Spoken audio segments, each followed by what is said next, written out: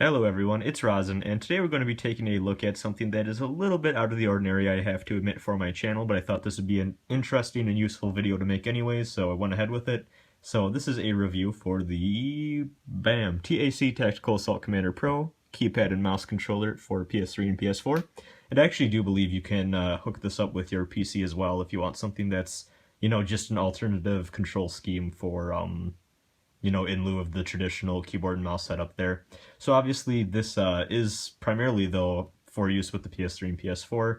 Actually, you can see that it is a official licensed product for the PlayStation systems right there. So I'm actually going to link, I believe on the PlayStation site they have a web page for this product, so I'll link to that below. And I'll probably, if I can find like an Amazon link for this, I'll link that below too. But yeah, so this is obviously a controller setup that's been designed primarily for first-person shooter players, and I'm gonna just take a quick little look and see if it's worth your time. Is it actually more accurate? How comfortable is it to use and get used to? Stuff like that. So, first thing out of the way, let's talk about this mouse here, right here, star of the show. Actually pretty simple. It's a fairly simple traditional gaming mouse. I actually really like this thing a lot, though. It's 3200 DPI. And a cool thing about it actually is it really is just a traditional gaming mouse, so you can actually trying to do this one-handed is hard. Yeah, it's just a USB mouse, so I've actually been using it myself just for messing around on PC with Titanfall 2. I got a gaming laptop recently, so that's been pretty fun. And yeah, this thing does its job really well. I'm pretty happy with it. Right up top here, you have two little buttons. If you can see that, it's kind of dark. But yeah, it just kind of alters the sensitivity. Scroll wheel feels great. Then you have mouse 3 and mouse 4 over on the side here.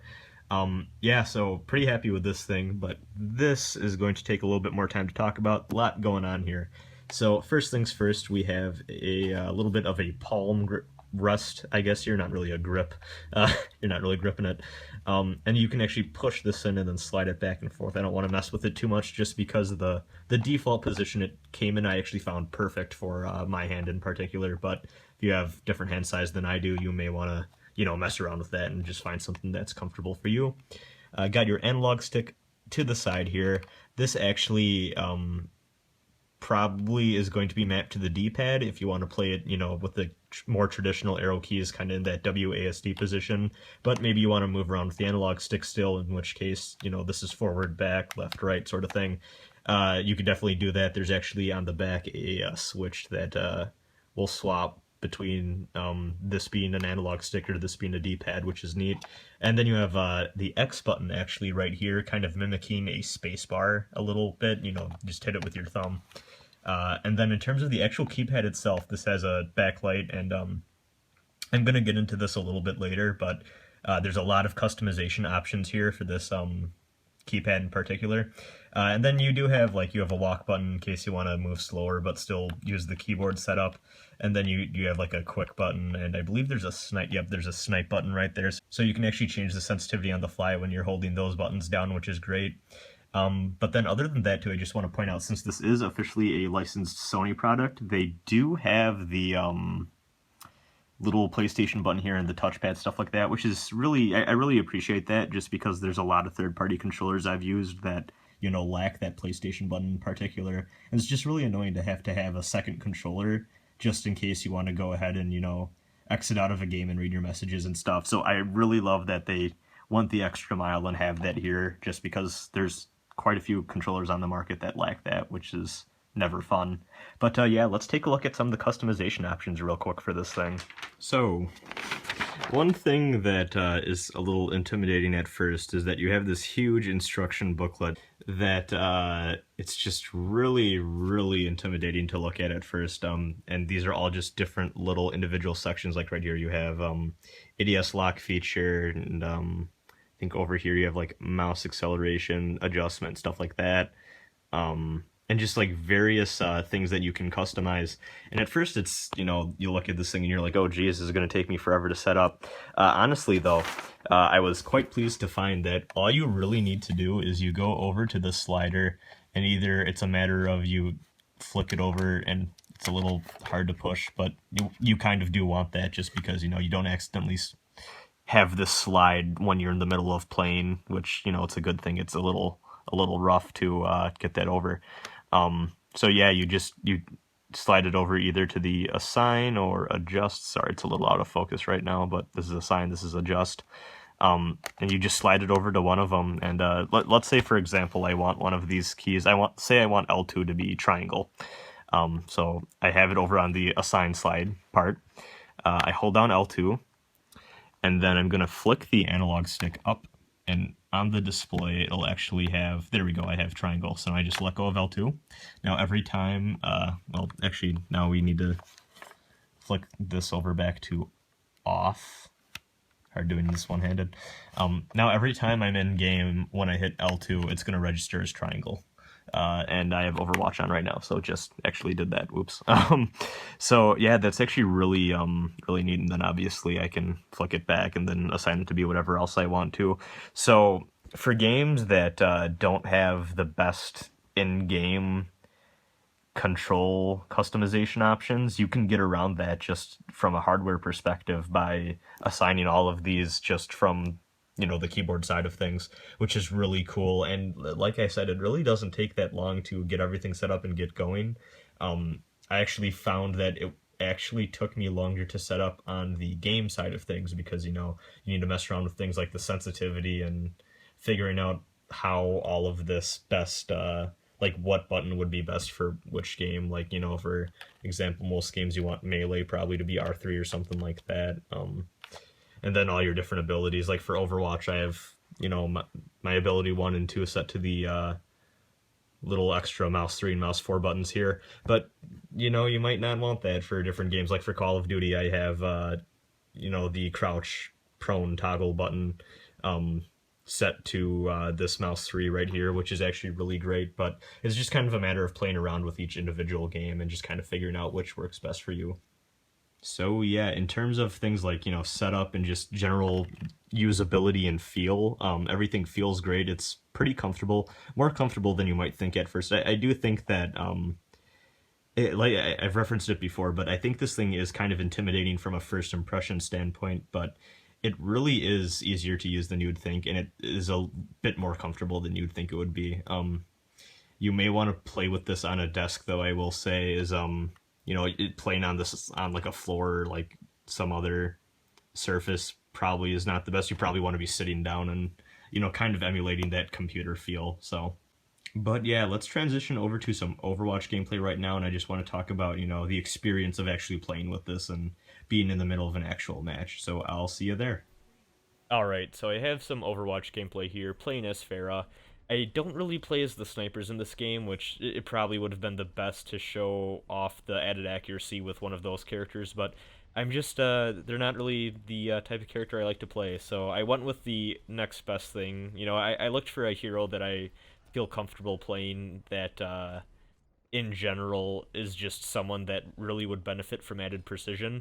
And I believe Pharah, at least in terms of characters I play in this game, is the best representation of that. So I had a pretty good match here. I do have to warn you, I make some really stupid decisions pushing forward more than I probably should. You know, I got a little cocky that get me killed in the beginning here, like that one. But actually, I do want to say this little exchange here I had with Pharah does highlight probably my only problem I really can say I have with this controller is sometimes it does feel like, especially in very twitchy, fast-paced close-up firefights, that because it is emulating a right stick, because it isn't a true mouse being used on a computer, sometimes I feel like the reticle goes maybe a little bit too far past where I want it to go. Um, and less often, but I have noticed it at least once or twice. Sometimes I think it doesn't go far enough, and I think that's just the very nature of what this is. This is not a true gaming mouse being used on a PC. You know, it's kind of a regular console controller that's been converted to being a mouse. It is emulating what is essentially the DualShock 4's right stick, and I believe that sometimes can lead to some input problems. Not very often, I'd have to say. Like, you know, I kept an open eye out for it just because, you know, after it happened the first time, I just wanted to see if it happened again. And it's kind of hard to describe, but I do feel like sometimes in those more twitchy situations, it doesn't always exactly 100% go where I want it to. That being said, it's not like it's going all over the place and going wild or anything, and even right here, I'm pretty sure this is where I line up a pretty good shot, and, oh no, I was thinking of a different shot, but, yeah, I mean, I think this is generally more accurate, but at the same time, I would not say that this 100% is one-to-one with what it feels like to play, say, the PC version of Overwatch. It's very obvious that, like I said, it's emulating the right stick, and that's just a limitation of the console that, to be honest, I think Hori did the best they possibly could with it. But I do think that this is a general improvement to accuracy than just using the regular DualShock 4. And even with those input errors, there's two things that I want to say. One, it could just be, the very real possibility I'm just bad at video games, I wasn't playing right, and it's not really the controller's fault, it's just my fault. I do kind of want to say, though, I think in general the issue I had with it is just sometimes it felt like there's a lack of consistency in the cursor's distance traveled with my movements, that it feels like it didn't always line up 100% all of the time. That being said, the second thing I do want to say about it, that those moments were very rare. I didn't feel them often. It's just that when I did, sometimes it was very noticeable to me. But like I said before, even when those did happen, it wasn't the end of the world, I guess. But that being said, I do realize that just even something that slight and just that little bit of a problem could be a deal breaker for some people. I feel like for me, though, this product is a general improvement to accuracy. I would take this, in a competitive match, I would be more comfortable using this, and I'd feel like I mean, even right there, I landed that shot. I feel like I would be able to land shots better with this thing, despite the occasional weird tug or the weird resistance I felt. And even then, like, it wasn't even every match. It was just every couple of matches, there would just be one or two inputs that just felt a little weird when I was in more twitchy situations. So that might be a problem for some people. I think in general, though, the pros far outweigh the cons here. And I think, like I said, it's just a weird limitation of it being a console device. So you can see in general my results here. I did pretty good. So I got 11 eliminations. I got a gold medal in that, and golden damage done. So pretty happy with that. Only 4 deaths. So is the TAC Pro going to provide the accuracy of a keyboard and mouse on PS4? Not quite. Is the TAC Pro more accurate than the standard PS4 controller? Definitely yes. So I can see two people that would be interested in this product. The first is console players who maybe just want more of a competitive edge. They care a lot about their gameplay, and they just want something that's overall better, right?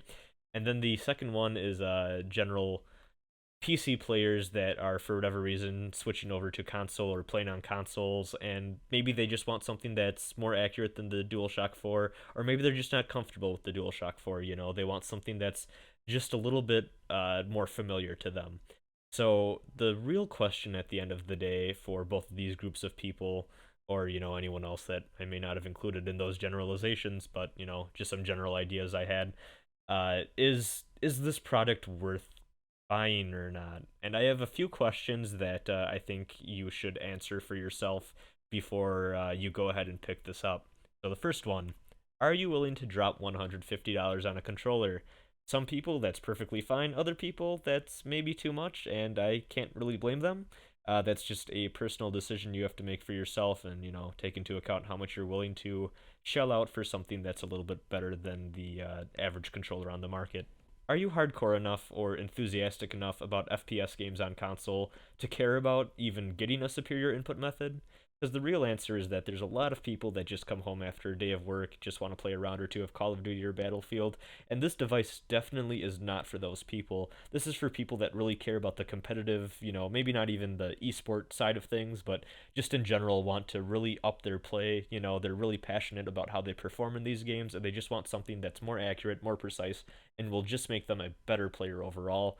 And that is who this device is for. So if you're one of those people, definitely should consider picking this up. Are you okay with it not being exactly one-to-one with PC gameplay? Like I said earlier, there were a few weird input issues I had that made it very obvious to me that this was a right stick that was being emulated via the mouse. And for some people, that's going to, kind of kill their interest in the product. For other people, though, they don't really mind. Especially for console players that may not be as familiar with PC stuff, the fact that it's different will probably not bother them at all. They probably won't even notice. But if you're someone who is a hardcore PC player and you're looking to have that exact same feeling on the consoles, you're probably not going to get it here. You're going to get close, but you're not going to get exactly the same, and I can see that bothering some people. But if you're not exactly looking for it to be one to one, you just want something that's a little more accurate, doesn't necessarily need to be the exact same as playing on PC, then you're probably going to be fine with this device. And the fourth and final question, are you willing to practice at slash learn a new controller? So, I do want to point out that it did take me at least probably I'd say 2 hours to get used to using this thing and just feeling confident enough to use this on a regular basis.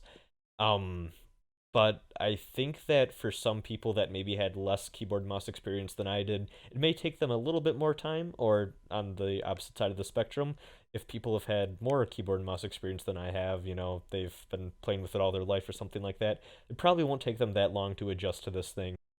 I do think that they still would need to maybe spend a little bit of time just getting used to it, just because, the fact that it is a keypad versus a full keyboard probably is a adjustment to be made, however minor that may seem at first. It is a difference that I think is worth pointing out.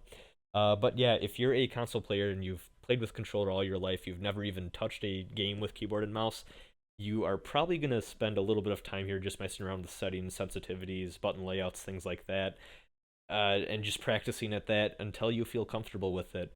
And I'd say at maximum, after even 4 hours, you're probably going to be good to go and feeling just as confident as I was with using this thing. But I can't say that exactly, just because everyone learns at different paces, and some people just don't want to take the time to learn a new controller setup at all. So if you are not interested at all for, looking at a new controller layout, or just learning and practicing and getting used to something that's different than what you're used to, this device also probably isn't for you. But if you're open to change and you're willing to try out something new that will overall lead to better gameplay, then you'll probably be more than happy with switching your old controller out for the TAC Pro.